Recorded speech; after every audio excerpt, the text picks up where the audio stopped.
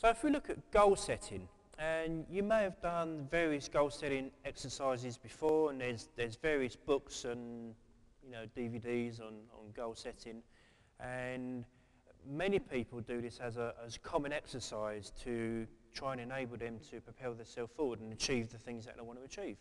But one of the common fundamental key elements missed out from this exercise is that when things go bad,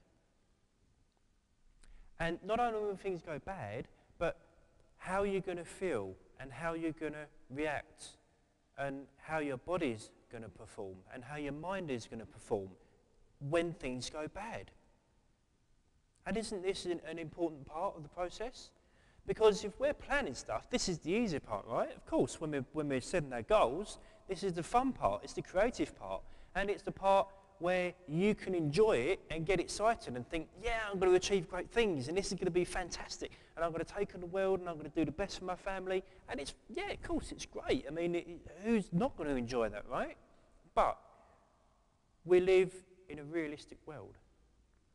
So we have to plan for realistic challenges. And all the challenges aren't going to be fun. All those challenges aren't going to be easy. So we need to factor in how we're going to feel when things go bad and how we're going to feel when things go really bad. Okay? And one of the ways I found to do this is if you think back to a not so good time in your life or a negative time in your life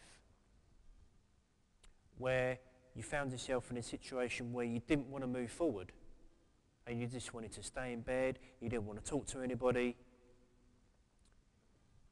These situations, these moments will happen again when you're going to want to, when you set your goals and you start to move forward. It's inevitable that you find yourself in these situations again where you feel alone, you feel anxious, you feel nervous, you feel sad, and you feel like you don't want to carry on. You may be down on your knees thinking, oh my God, I can't cope. But it's at this situation here, it's at that position of which sets someone who's able to achieve great things away from someone who gets nervous and runs the other way. And a good exercise to do is that when you do find yourself in one of these situations where things don't go according to plan, and that's obviously one of the things that you need to, crucial elements that you always need to factor into any goal setting exercise you do, when things don't go according to plan, is to use that moment to acclimatise to it, to get used to it, and get through those barriers.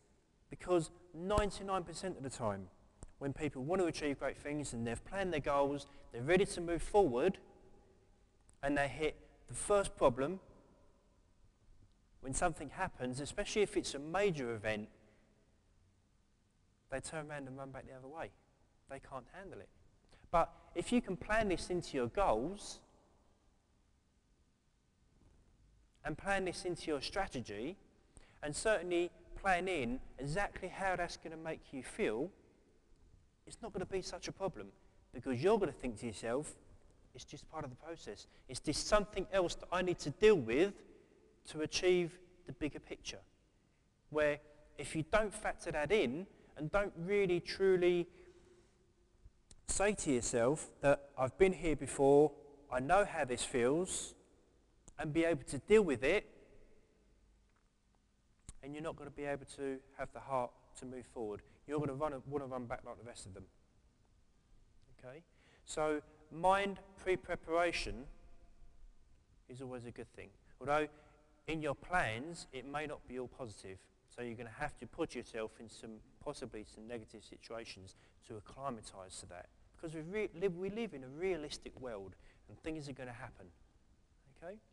Things are going to happen, especially in your goals and plans. Things are going to happen.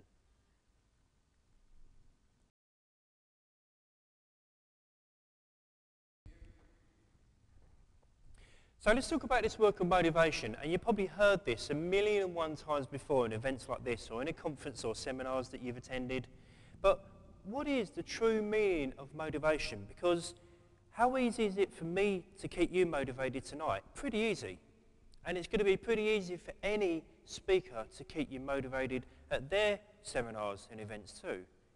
Because you've got that network around you, you've got the speaker there, you've got the music on, so everyone's enthused, everyone's happy on the night. And it's going to be quite easy for you to walk away from that event thinking, yeah, I want to take on the world. I want to really conquer the planet and make a difference and certainly change myself into a low achiever, into a high achiever. And it's easy to get yourself enthused on the night. But what happens the day after and the day after that and the week after that and 2 or 3 weeks down the line when there is no music, there is no speaker, there is no network to keep you enthused? You've still got your plans written down from the evening, but you haven't got that enthusiasm and that motivation to carry on. It's all gone. It's all fizzled away. But there may have been 300 people at that event. And it may be 3 weeks down the line that only 2 people have got that level of motivation to carry on and turn that into something special, to achieve something from that. So the true meaning, to me, of motivation is being able to pull that enthusiasm out of the bag whenever you like, being able to switch it on, switch it off, whenever you like. And it's getting 2 or 3 weeks or 2 or 3 months down the line and being able to use that motivation to really propel yourself forward and to achieve whatever you want to achieve. That's the true meaning of motivation. Not when you've got your music on in your car, not when you're having a good chat with your friends about all the things you want to achieve, not when you're planning your business or planning the things that you want to do in life. It's when you wake up in the mornings. It's when you go to bed at night. It's keeping yourself motivated. That's what really sets the cat amongst the pigeons. Not in events like this, because it's easy, as I say, to want to take on the world afterwards. But it's getting to a distance down the line when you can still use that motivation to keep you enthused enough to achieve the things that you want to achieve. So, what can we do as human beings to make sure we keep ourselves motivated? And there's 2 elements to this. There's 2 different types of motivation. There's mechanical motivation and there's emotional motivation. And tonight, we're quite emotionally motivated, aren't we? We're quite happy, we're quite enthused, we're quite excited about the things that we're writing down in our pads and all the plans that we're putting in place. And it's great, it's a fantastic feeling, isn't it? And we've got something solid to look forward to because we've got our milestones in place, we've got our goals, and we've got written down all the things that we want to achieve. And that's fantastic.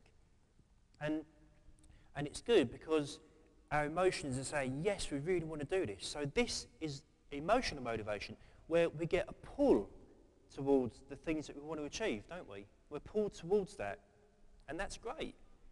But every now and again, and it could be 2, 3, 4 times a week, that enthusiasm isn't going to be there. It's just not going to be there. So therefore, what do we do then?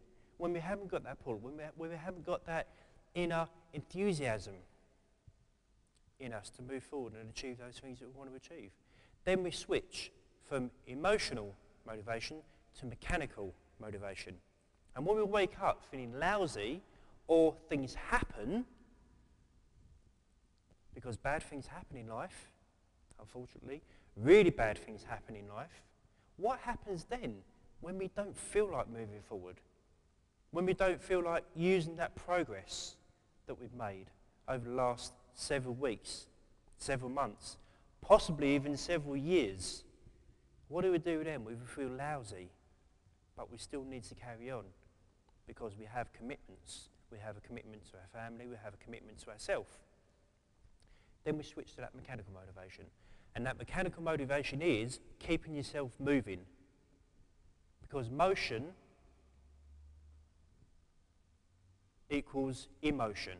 And if you keep yourself moving, that will stimulate your emotion, and that will stimulate your emotional motivation and mechanical motivation.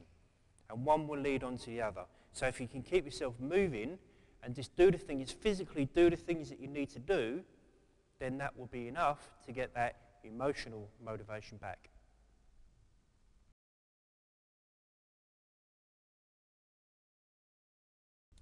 So let's talk about levels of awareness. Why do we need to be more aware? We briefly spoke about this earlier, but why do we need to be more aware of what's going on around us? Why do we need to see more and sense more? Because having a heightened level of awareness is the difference between average people and very high achievers. Why? 2 reasons.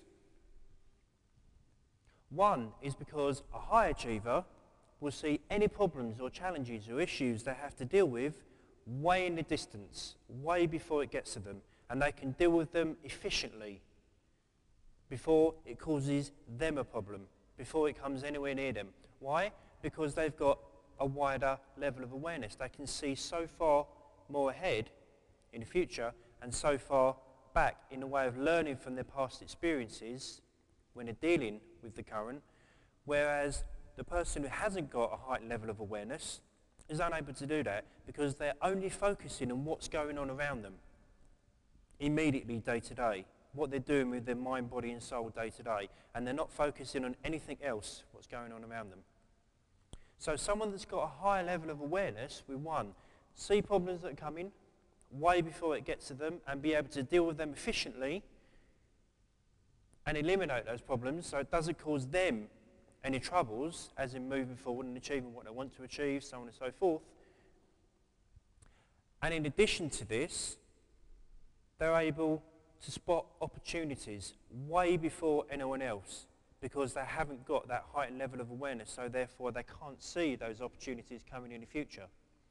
And they can't spot those smaller opportunities that are available around them as well, where someone with a wider circle of awareness will be able to see all those opportunities that are going on around them and spot those opportunities in the future and be able to grab those opportunities and use them to the best of their advantage. So if having a heightened level of awareness is a good thing, how can we raise our level of awareness as human beings?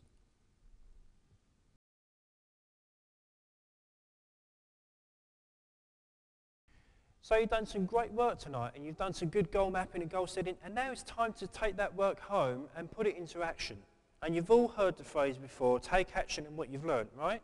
Of course, it sounds a bit corny now, and it's one of the most common things that you're going to hear when you go to any personal development seminar like this. But the crucial difference between you and most of the other people in that room, and possibly in this room, is that you're still taking the action in 3 months' time, 6 months' time, a year's time, 2 years' time, and you're still as enthused and you've still got the same level of get up and go as you have right now. And that is the difference between people who go to these events and forget about everything that they've learned, or go to these events and continue to use what they've learned. And this will be the difference between someone who is a high achiever and will achieve their goals and someone that just comes to these events and then forgets all about them in a few days' time. And we don't really want to do that. It's a waste of time and it's a waste of money. So one good thing that we can do, which will help you to continue to take action, is don't worry about it too much in the next week or so, because you will automatically take action because you're still quite excited about the event and about the evening. One of the things that we can do is diarise it, maybe put it in a diary for 3 months' time, to remind ourselves to take action, to remind ourselves to continue to act on what we've been shown and what we've been taught. And another thing that we can do is continue to think about our plans and our goals every night just before we go to sleep and every morning when we wake up, because it keeps it fresh in the front of our mind and it makes us not forget about our priorities and about the things that we set out to achieve.